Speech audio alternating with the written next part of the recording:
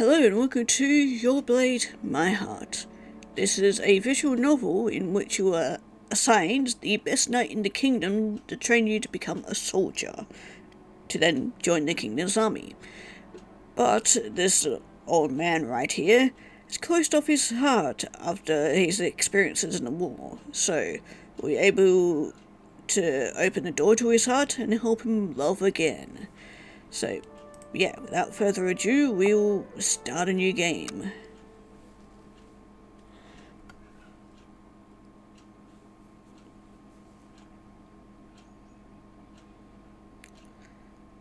Would you like to play as a default protagonist, Princess Lysandra, who uses feminine pronouns, or would you prefer to self-insert instead?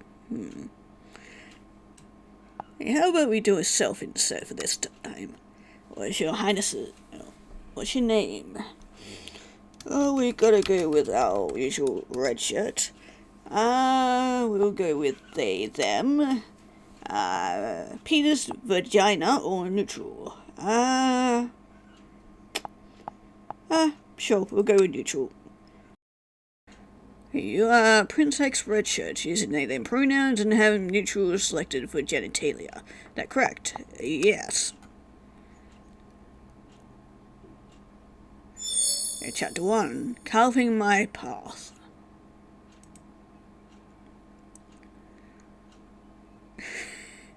For a moment, for whatever reason, I thought it was about to say carving my penis. I don't know why my mind went there, but I was like, wait, I didn't choose a penis. I shouldn't have one. Anyway, moving on from that. The job of a noble is to meet the expectations of everyone around you, to propel your family and kingdom into greater heights, to make your mark in history, so that you can make those who came before you proud. But what if you weren't given any expectations to begin with? These are the thoughts that plague my dreams, rather nightmares. Curse of being a younger child. Despite my station and name, I hold no power here. May as well be one of those tiny mice that scurry in a farmer's field. But I'm determined to prove my worth. I'll show my parents that I'm more than what they see me, more than what destiny holds for me. A sheltered and incapable young Prince X whose existence would be lost to time. Here we're in my bedroom. Eyes open and I find myself in the same purple-filled room, with the finest silk and wool furnishing most could only dream of having. All of it used as a way to soothe my anxieties and make me forget about my current predicament. Fingers play with my finely threaded wool blanket. It's soft, and it's given me much-needed warmth since I received it for my 29th birthday last year, even though there was nothing wrong with the old one. It's nice, but fingers curl on the blanket tightly. What did I do to earn this? Any of this? Sure, others gossip to one another asking the same thing. Are they blind to the world around them? Truly, they mustn't think they're as important as their brother. Don't deserve any of what they get. They don't even do anything. Let out a soft sigh. I shouldn't be occupying my mind with such things, otherwise I may never get out of bed. Today's not the day for rest. It's a day for action. I will be somebody. Hopping out of bed, I dance over to the closet and find similarly intricate attire lying inside. Ooh, what do we go with? Tuning with a long open purple vest and black pants, a purple jacket adorned with gold embroidery and black pants. Or wear an elegant linen purple dress with white chemise underneath. I want to go with the tunic. That sounds cool. Mother is always out searching for the latest fashion trends that are taking over Utril. When she learned of this convo, she demanded our tailors to make it at once. And of course, who am I to deny free clothing that's not only easy to move in, but looks fucking great on me too. That's what I'm saying. Okay, I've always worn gender ambiguous clothing. I haven't started wearing gender ambiguous clothing until now. I always switch it up.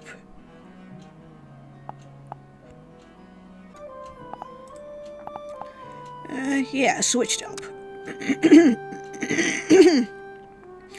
Dresses, jackets with pants, or tunics with pants, whatever may have you. Changes up every now and again.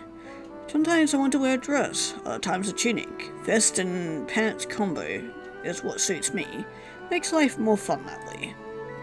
Turning towards my mirror, I take a look at my short, plump build. That's definitely me. Average stature, lofty build. Now, I'm definitely short and plump. Very, very plump. Though I'm the shortest in the family, today I will prove that what I lack in height, make up for in power. Yep, that's definitely my life. After all, I've seen some of the soldiers we have. Come in all shapes and sizes. Some that look like me and others who are even shorter than I am. They can fight for our kingdom, why can't I? Adjust my hair, giving it a much needed comb through. Can't look like a rat's nest if I want to prove my point. After a few more adjustments, I spin around and step closer to the mirror before smiling at the person being reflected in the spotless glass before me. I look extravagant, if I do say so myself. But my looks will only take me so far in life, especially today where my words will be what saves me from life's predestined path for me. Walk over to my small vase of whatever that is, and give them a sniff. Oh, assuming the flowers there. Bouquet sweet. Honey sent quite the negative voice whispering to me at the back of my mind. Its dark, harsh words and doubts for my future get consumed by the bright fire burning inside me. Out of all the expensive clothing and trinkets I own, these right here are my most prized possession. Mother randomly gifted me these, saying a traveling merchant blessed both her and father with them as a thank you gift, granting him a trade route with the kingdom. However, they had no room left in their bedroom for the flowers, so they passed them down to me. Grown only in mountains, they represent resilience, love, and courage. Today, I will stand as tall as them. I head out of my bedroom and straight for the throne room. My parents and brother are no doubt waiting, doing whatever it is that kings, queens, and the heir do to the throne do.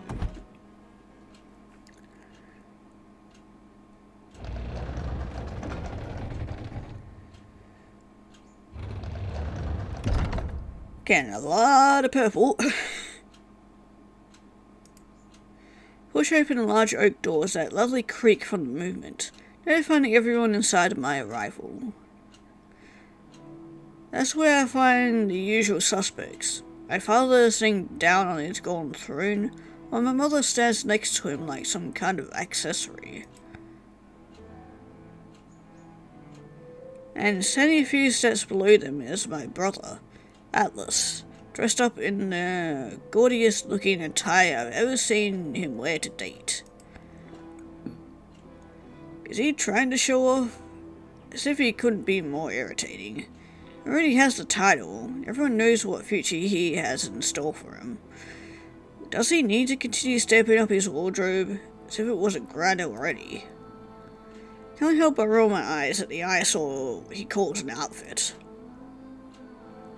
All eyes turn to me as I step closer to my family that stand awaiting, top of a short flight of stairs.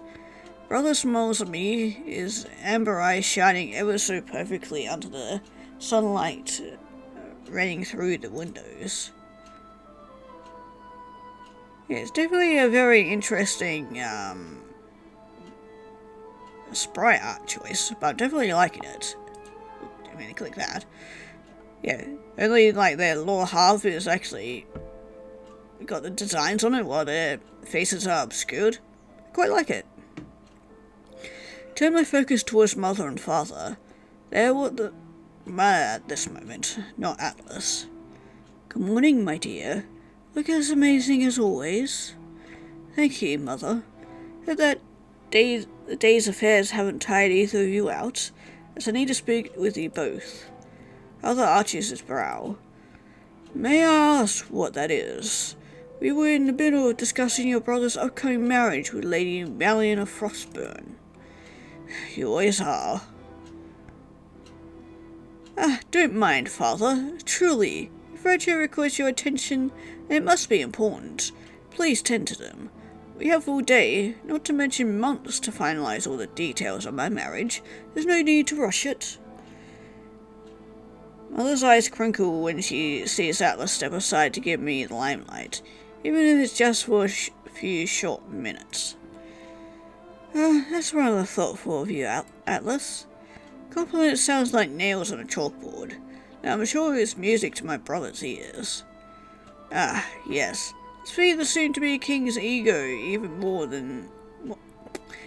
so that it's as sturdy as the capital's walls. Doing the bare minimum. Why has he been thanked for that? How about you let me talk, Atlas? Despite your constant insistence on doing so, I don't need your help, especially when it comes to talking to our parents. Don't turn to look back at him. Why does he feel the need to insert himself into all of my business? Father groans. Is there any way to speak to your brother, Redshirt? You were the one who interrupted our time with him. You should at least be thankful he doesn't mind. The energy and confidence I walked in with is quickly being drained out of me like blood pouring out of a deep wound. The way they cast me aside for Atlas, and how they talk to me like I'm a brother, or I'm a bother, wander off. It's all made me feel like their second child was an impetus on the conditional. Even as a fully grown adult who should be numb to this by now, my heart still aches. Why must they speak to me like this? Even if I'm not the heir to the throne, I'm still their child. Now, what is it? His eyes narrowed and fury brows furrowed. He speaks to me with that typical deadpan tone. Under his scrutinizing gaze, I can feel myself get smaller.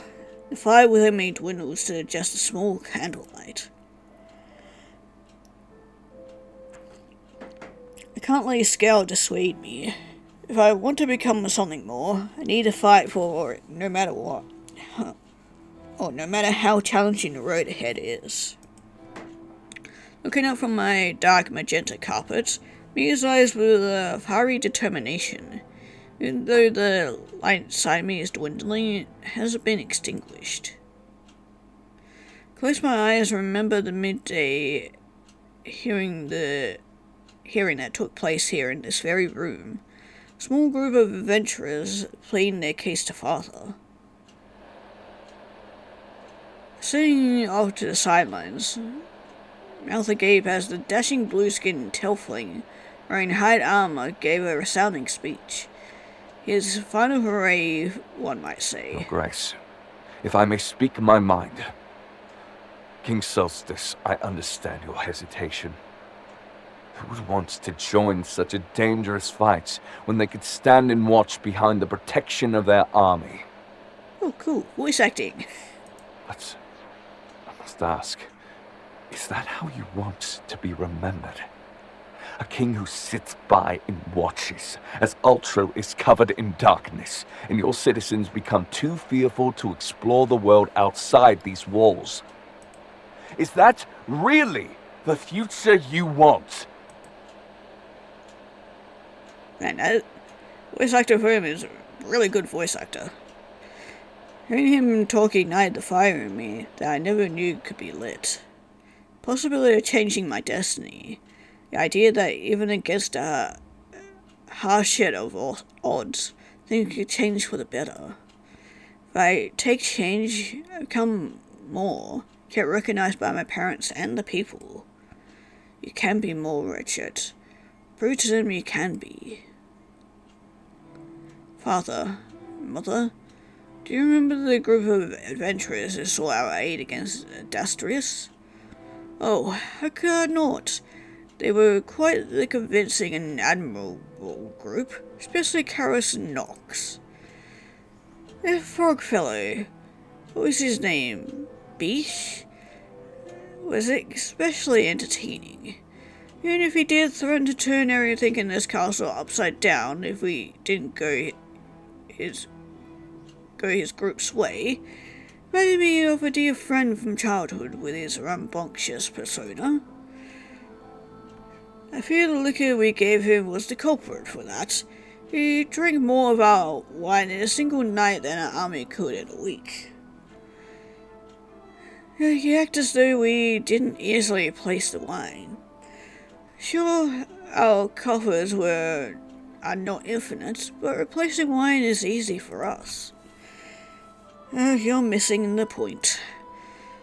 Need to get this conversation back on track. At least I want them to keep talking about those adventurers all day.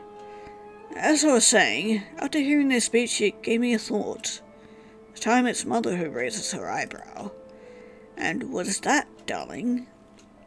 Taking a deep breath, I slowly exhale. This is it. It's now or never, Richard. Rather than dawdling inside these castle walls like a sack of potatoes, we should aid our army in the upcoming battle against the wizard Dastrius. Both my parents' eyes widen. What? With my dead body will my child go out and sacrifice themselves? They can be guaranteed safety here. What in the world possessed you to think that would be a smart choice, Redshirt? There's no need for you to enlist. There's any way I can make a name for myself. Prove that I'm more than just a Prince X. I don't have a death wish. I know the risk I'm taking. More than prepared for it all. You say that, but until death is staring you in the face, you won't know the true horrors of war. I forbid it. As if he knows what that feeling is like. All he does is ask our people to bravely lay down their lives for us, and have the nurses and doctors to tend to whoever is left standing. Doesn't have first-hand experience either. Take a step forward. Aren't you listening to me? Do I need to get my hands and knees and beg you both to give me this opportunity? What you do or say is going to still be a no. Before Mother can finish, Atlas steps up. Father, if I may. Father twirls his hand around, giving Brother the go-ahead to continue speaking. If this is what Redshirt wants, then give it to them. He's determined, and as all three of us know, that's the first stop to becoming a Stellar Knight. He never snarled at him. What are you doing? Did I not tell you that I can speak for myself? What a wonderful job you've been doing thus far. Bull handed to a fist, but before I can strike him right in the face, he speaks, giving me pause. Put your pride aside for just this once, goddammit. Or do you not crave freedom outside the walls that badly? Your brother does have a point. Here's a point.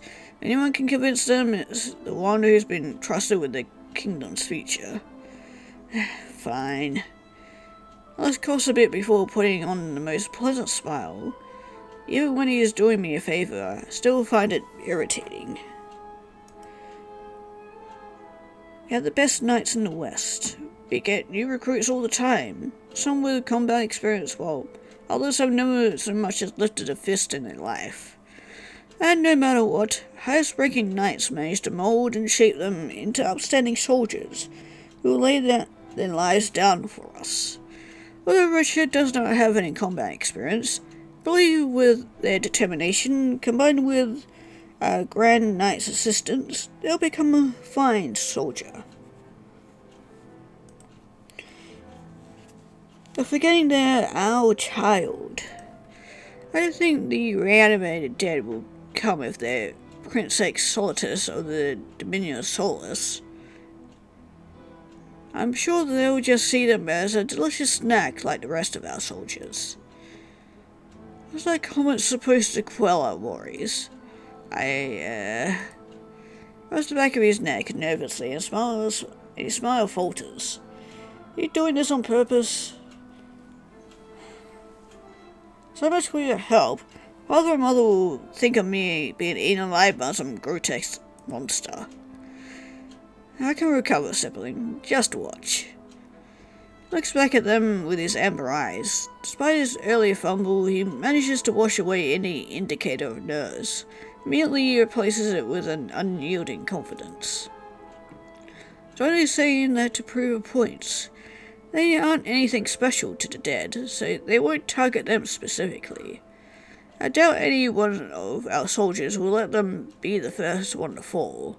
Do you not trust your loyal army, father, mother? His voice, as always, is eloquent and carries a lot of strength as he finishes out his closing argument. Wasn't like that when he was younger, though. Teenage years were filled with our parents giving him undivided attention to help him hone his many skills, like becoming a persuasive speaker. Classes, hours of attending meetings, oh goodness, Voxer. Who knows how many time spent meeting potential suitors? All that time spent on preparation was for him. As for the same kind of treatment, it always seemed like an afterthought. Thinking about it makes me grit my teeth. Out of fear of staying forever stagnant, I bite my tongue. Paris paused, eyes remaining steady on Atlas. Let's give Richard a chance. We all look at each other and sigh. I suppose we can. I should be jumping for joy, gleefully hugging my parents and thanking them non-stop, but I was still as the stone statue standing in our kingdom's flower garden. Victory feels bitter. Is it even a victory when I could accomplish it on my own? Glance at Atlas, who's smiling at me. Once he sees my face, that pretty grating smile falters. But a louder voice forces my attention back on him. Only permitted if the best of the best is available to train them. Lieutenant Stonevale. Father calls out to one of the guards standing by the throne room doors. She rushes over. Yes, Your Majesty? Go fetch Grand Knight Dale. Tell him it's urgent. Right away, Your Majesty. In a blink of an eye, the guards run out of the throne room. You hear her loud footsteps echo until she reaches the far end of the hallway. Time seems to slow to a crawl as we wait for Grand Knight Dale to arrive. Heard his name whispered throughout the castle over the years for various reasons. Knights admiring him and maids giggling and lusting over him. A good thing for us, we might have a chance with him, so. I've seen him myself, but only a few times in passing. He seems like the type to keep us to himself, and only appear when needed. I'll admit, memory serves me right, I can see why the maids were always talking about him. Eventually, the sound of the throne room doors open, echoing throughout the silent room. In walks the man we've all been waiting for.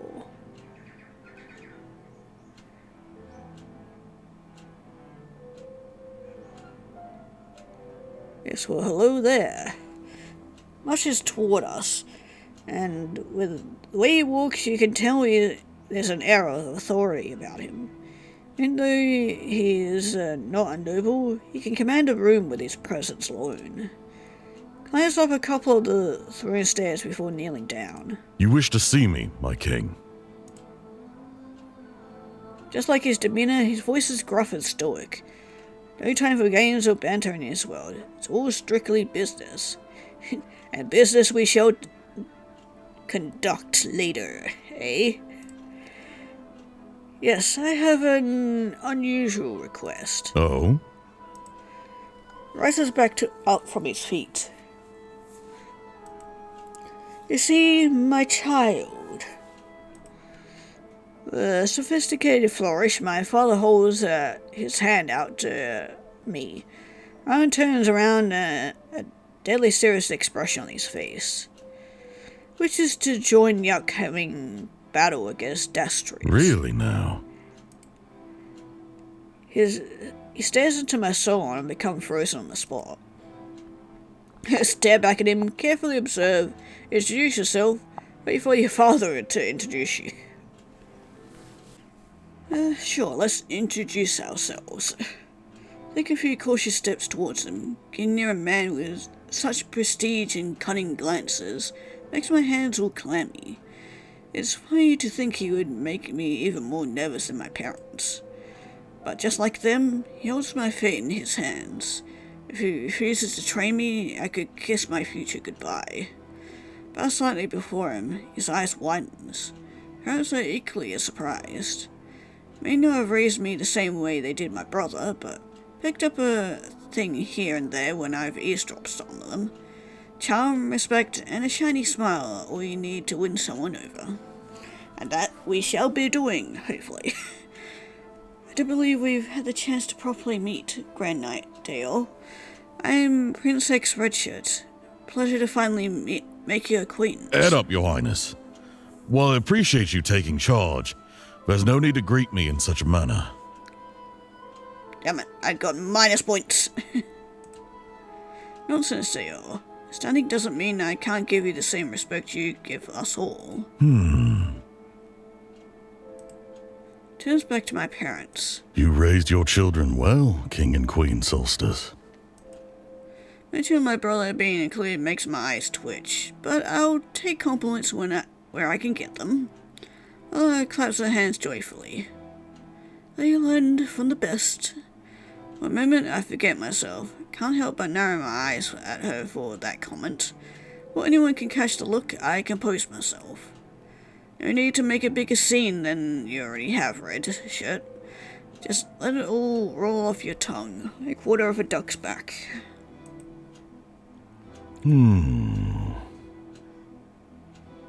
So, you wish to fight along my side? Yes. Wish shakes and Ramon takes a step towards me. You do know what you're asking for, right? You can die out there. Battles we fight cannot be won with words. Whatever the consequences, as I told my parents, ready for anything, prepared to lay down my life. Gives me a look over. We'll see. Need to prove yourself to me first. Much has passed me. Listen up!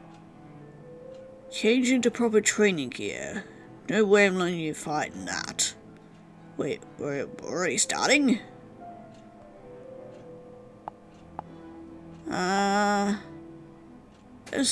Just nod. Afraid my voice might become shaky once more, all I can do is nod. But rather than moving on and getting ready, gives me a stern look a parent would give if they caught their child sneaking sweets into their room. What was that? Speak up. Won't take no as an answer.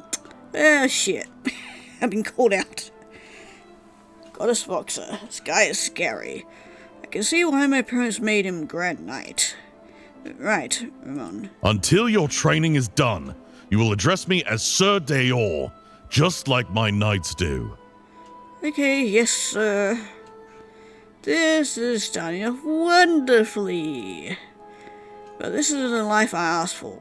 I knew it wasn't going to be easy, but this was an obstacle I didn't even think of. Of course, Sir Dayon, I'll go get prepared.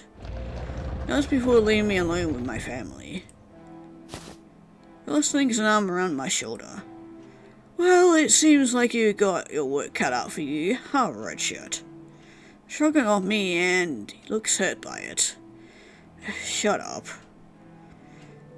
Well, you got what you asked for, so why are you standing there dilly-dallying? Go and get changed. I informed one of the maids to fetch you the clothes you'll need. Thank you, Mother. I won't disappoint either of you. Not wanting to annoy Ramon any more than I already have, I rush off to my room so I can get changed.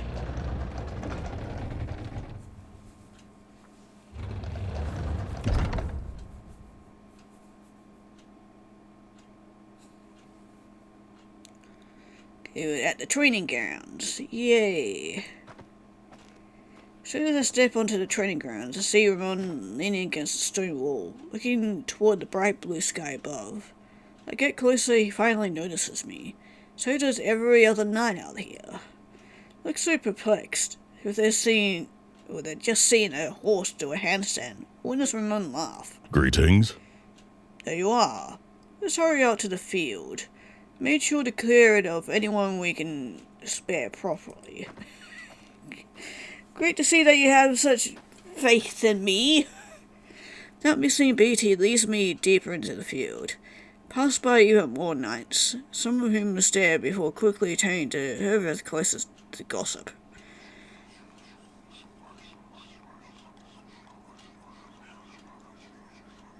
I don't like the whispering. Man. Lucky this game isn't a horror game. What's Prince Heck's shirt doing here? Why are they with so Ramon? Gonna be reviewing his work?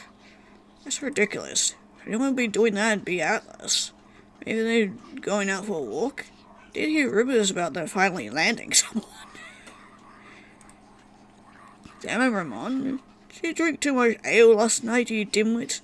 You've never seen Ramon with a roar before. Don't you start, especially in broad daylight.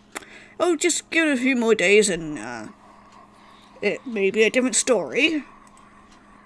Whispers get louder and louder, till they sound like they're in my head. Rumors, questions, all about me. I can't look at them.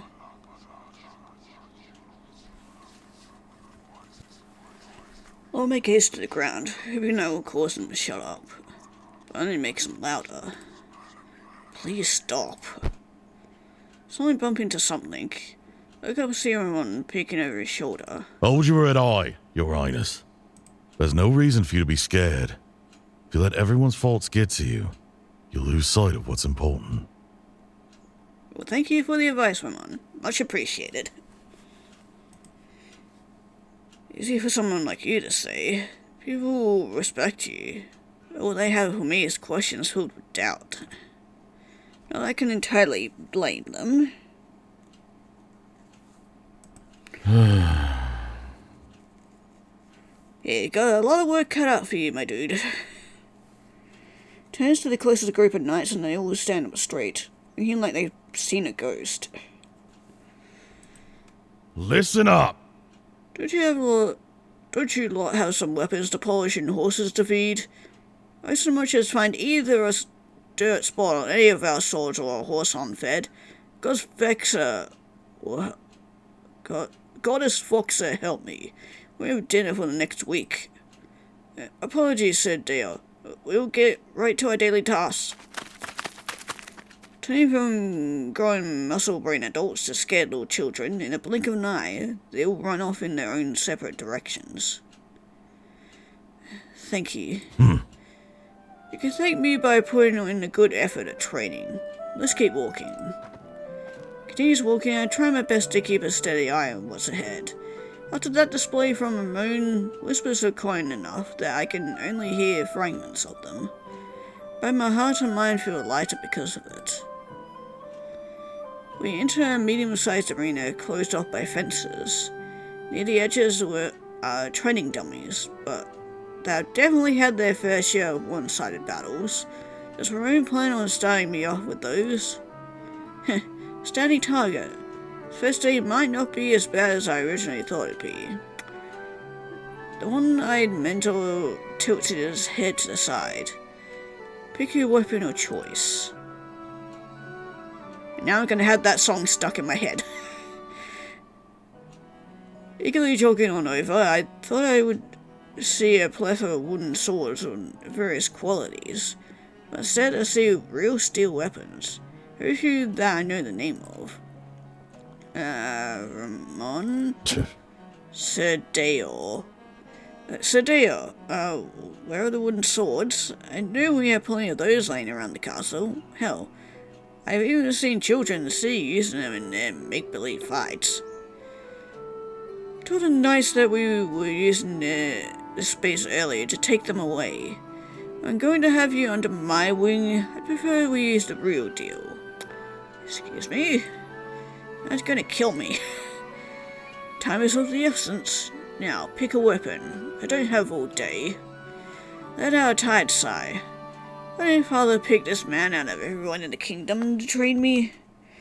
Trying to my feet to look over what's in front of me. They all look so heavy. How am I gonna pick one of these up, let alone use it? I recommend feeling them all up and see which one fits the best in your hand.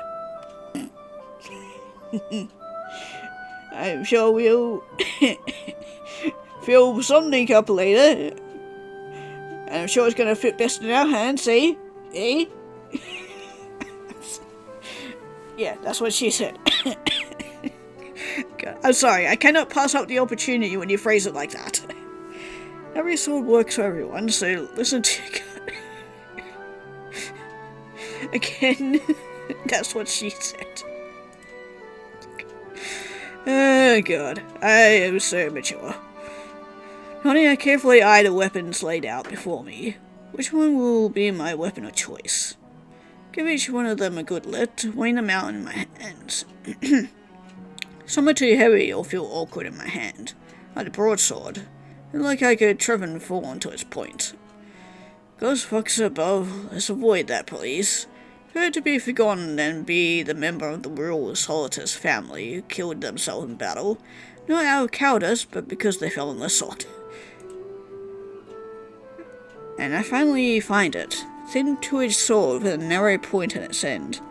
Gun quillian are black and curved, giving it a long distinct look against the other weapons here. I definitely like the sword. Pick it up. My hands fit around the grip well and it feels light in my hand. Thrust it around and gain a better feel for it. Feels natural. Feels perfect. I choose this one. Ren lifts himself up off the walnut fence, takes a gander at my weapon of choice. Ah, a rapier. Fascinating choice. Why, thank you. It's light and quick. However, as you've probably already noted, its distinct point means you'll primarily be using it for thrusting. It's not very good for cutting. Let me show you what I mean. I'll choose this sword. Why did he take out his sword? He looks down at his longsword, determined. Alexander, it's time. Oh, I'm guessing I'm fighting Ramon. I'm gonna fall flat on my ass on this one. Working you process what's happening, Ramon charges at me full speed. There's only his great sword slices down at me. Shit. I have to jump out of the way in time, so it cuts through the air. What the hell is wrong with you? Why are you attacking me? Shouldn't I be practicing on a training dummy instead of becoming food for war dogs?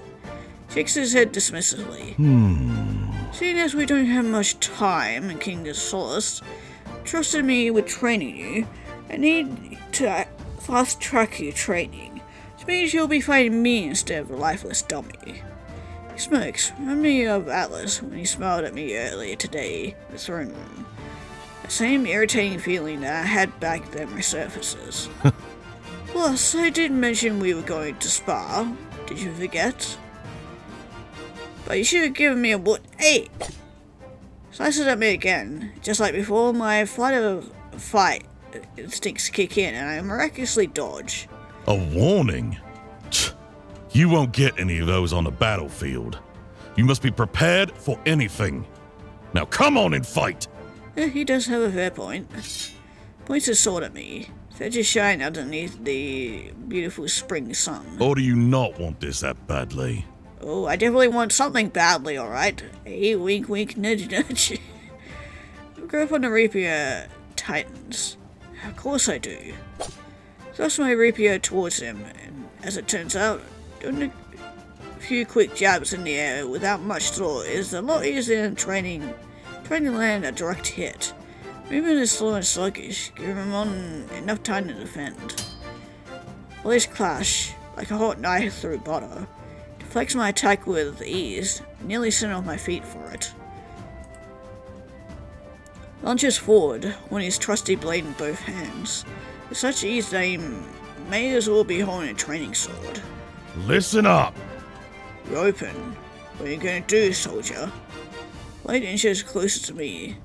Pure instinct and adrenaline, I regain my balance and stand my ground by attempting to deflect his attack. Swords clash harshly. Sudden sharp sound of steel on steel hurting my ears for a moment. It's barely even a struggle. One manages to toss me forward and I stagger back a few steps. Shit, he's strong. How am I supposed to learn anything when he's coming at me with 200%?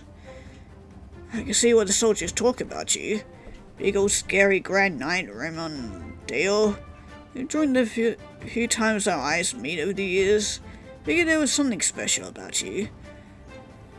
Just didn't know what kind of special. No slashes the thin air. Blowing specks of dirt my way. What was that? Was that supposed to be an insult or a compliment? Insult, compliment, what do you think? It was a compliment. A compliment, obviously. Take a few careful steps towards him, keeping my blade pointed at him. Sure, that's part of the reason why you were crowned Grand Knight. Rather wouldn't give such a prestigious title to someone who cowers or can strike fear into enemies, right? Or can't. Doesn't hand out titles to people he doesn't care. Enough! Slashing his sword again, making sure to extend his arm out far enough that the blade swipes only a few inches away from my torso. Seem to love talking, especially about things you haven't the faintest idea about. I scratched and clawed my way to get to where I am today. And I've experienced traumas you'll soon come to learn. I know how all those years and experiences have turned me into the man that's standing before you. But who are you, Your Highness? Unfortunately, just a nobody. The question is like a stab right to the chest. I can feel my grip on my sword loosen. Rule number 1 in fighting. Blink of an eye, Roma is right in front of me, ready to strike. Never let your guard down! No time to think, no time to prepare, no time to move. Ron turns slightly and rams his shoulder into me. Force behind this push feels like a runaway horse carriage crashing into me. I get sent flying onto my back and I collide with the dirt hard. Vision gets blurry at first. My chest hurts. Did I break something? How the hell? As I regain my senses, Ramon stands before me, arms crossed. Get back up! Unless you wish to see your family's blood spilled out onto the castle floor, you must keep fighting, no matter how much it hurts to do so. Yes, sir. Man, I am gonna be so very sore after today. Commander's harsh, reminding me of what's at stake. Really starts to sink in. And then some pretend fight I'm going into. It's real. Lives are on the line. If all is because of me, what they think of me, I'm gonna start to shake. Do not let fear control you, Your Highness. That's what gets so many people killed.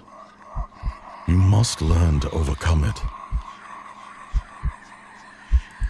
Okay, can this not become like a horror game? I don't like the whispering.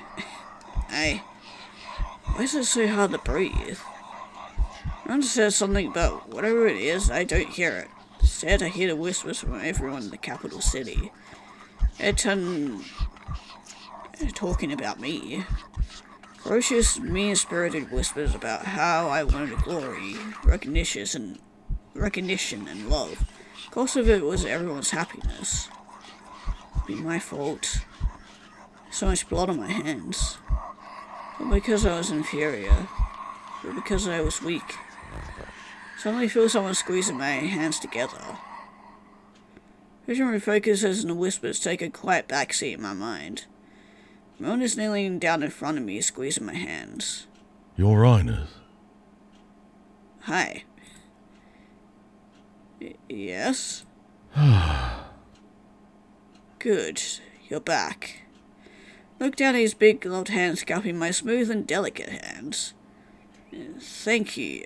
I don't know what came over me. Voice is so shaky that it sounds like I'm on the verge of breaking. Can't even tell a lie to save face with this man. Why is that? He does his nod before rising to his feet. I believe we should end our first session here. I can teach you every skill in the book. How to parry, how to properly swing a sword, and the most effective tactics for when you're at a disadvantage. But conquering your fears, that is a challenge you must conquer alone. Otherwise, you'll never become a good soldier. She's his sword. Meet me here tomorrow morning, 8 o'clock sharp. Be late, don't expect to see me here. Goodbye. Oh, be sure to eat a hearty breakfast. We need all the strength you can get. Turns on his heel and walks away, leaving me feel utterly defeated. Yeah, and definitely a lot to think about too.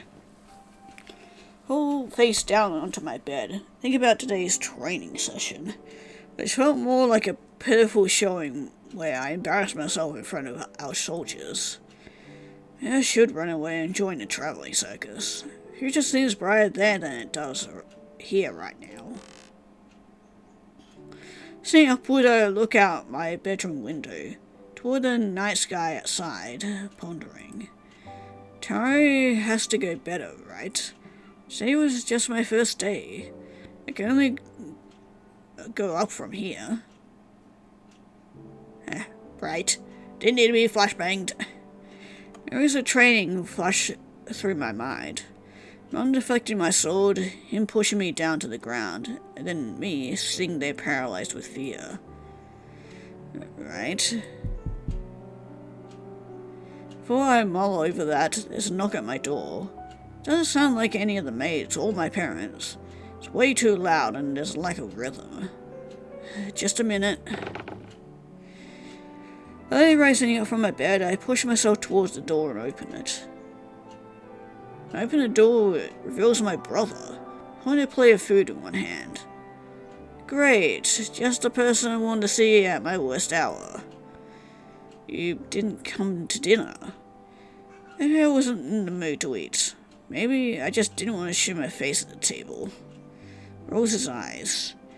Well, pardon me for being concerned about my sibling. Tries to enter the room, but I close the door a tad in response. I was hoping to use this time to chat about your training today. What, are you gonna make fun of me? Excuse me? Surely you must have gotten word about my first training session with Sir Deo went. No way you haven't. Especially in the castle. This castle loves to talk.